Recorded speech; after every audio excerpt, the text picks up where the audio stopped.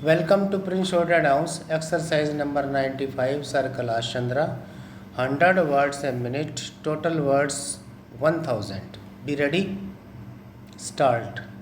Sir, the Honorable Minister has said that because this bill is of a complicated nature, he has come forward with this measure to extend the blanket cover that is to be given by another 1 year. Sir, in any opinion, the bill as such is not complicated, but the government have made it more complicated by getting into certain things which in my opinion are certainly extraneous for the purpose of this bill.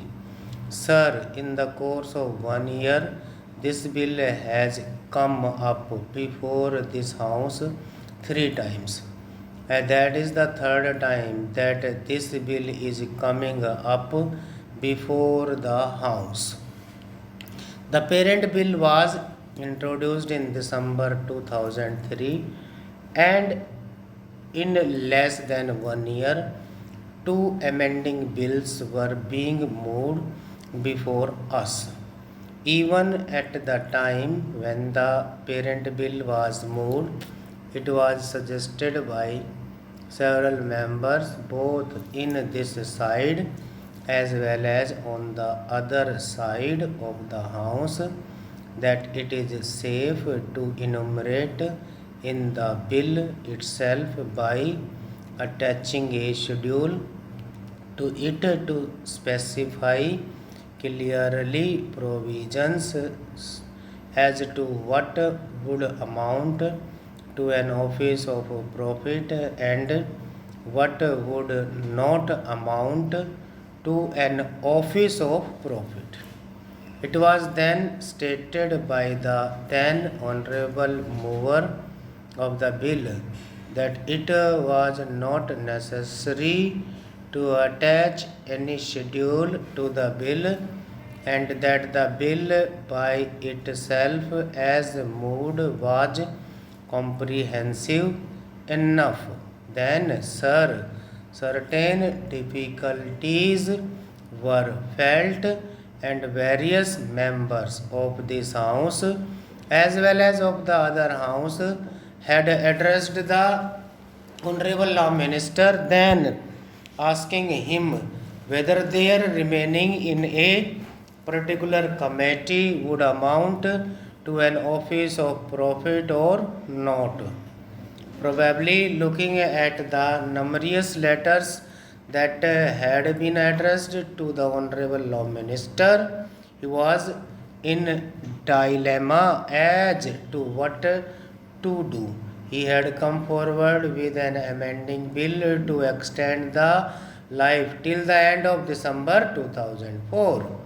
A committee was constituted to advise the honorable law minister as to which offices would amount to offices of profit and which offices would not amount to offices of profit.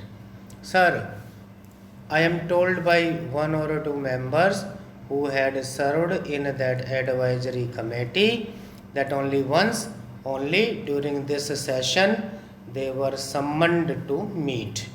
I would ask the honorable minister, sir, this question: when it was such an important measure, what was the ministry doing from April 2004 till December 2004, accepting to come forward before the house with another amending bill of this nature? Originally, sir, only 4 months' time was asked for when the parent bill was moved, and it was stated that within that period of 4 months they would come forward with a comprehensive legislation.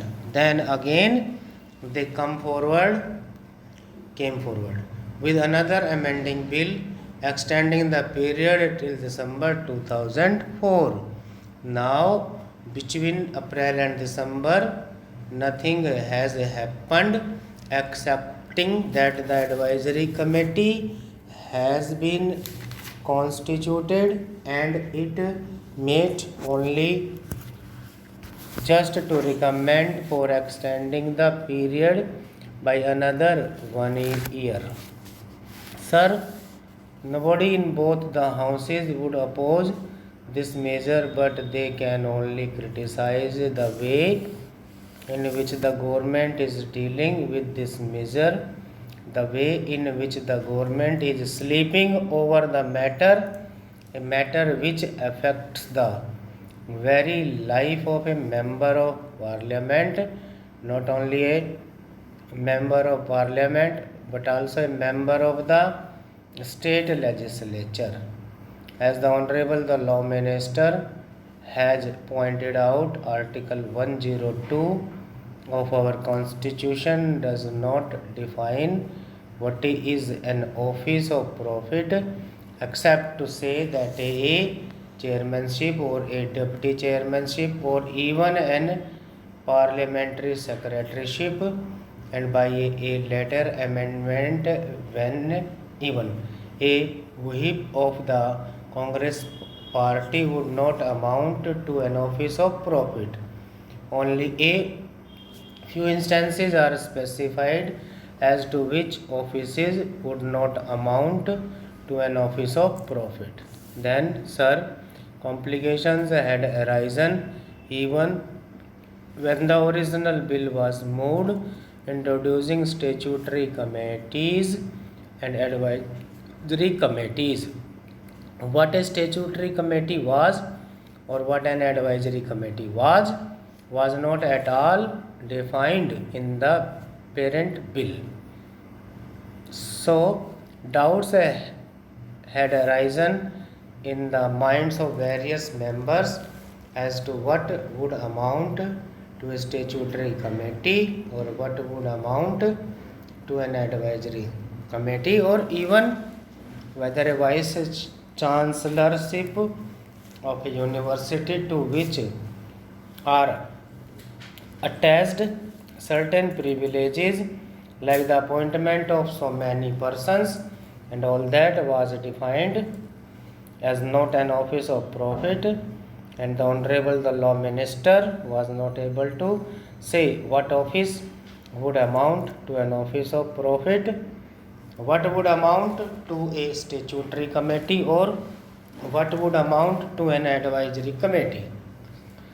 Sir, I have only to point out that an important measure such as this, which affects the very existence of a members of parliament, should have been given a very high priority in the matter of legislation. On the contrary, not much attention was given to this. The committee met only once, and even then nothing seems to have happened in that committee.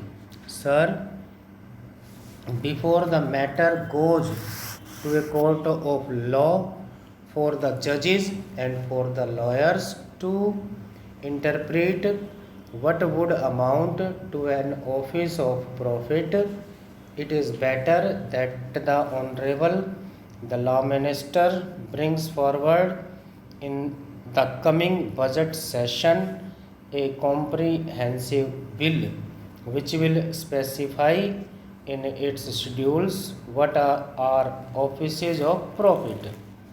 The schedule may be of a positive character or of a negative character.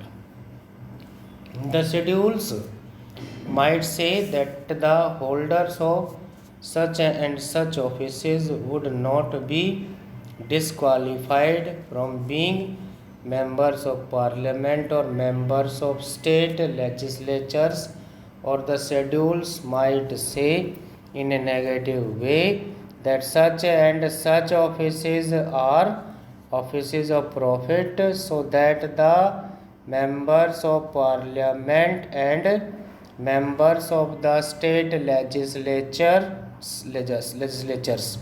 would know whether to accept an office and whether they would be disqualified by accepting a certain office. Stop.